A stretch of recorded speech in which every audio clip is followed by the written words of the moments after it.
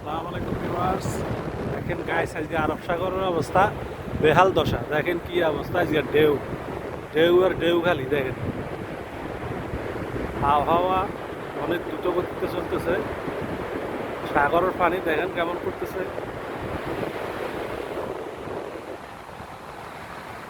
পুরো সর্বনাশ, কত বড় ঢেউ দেখেন।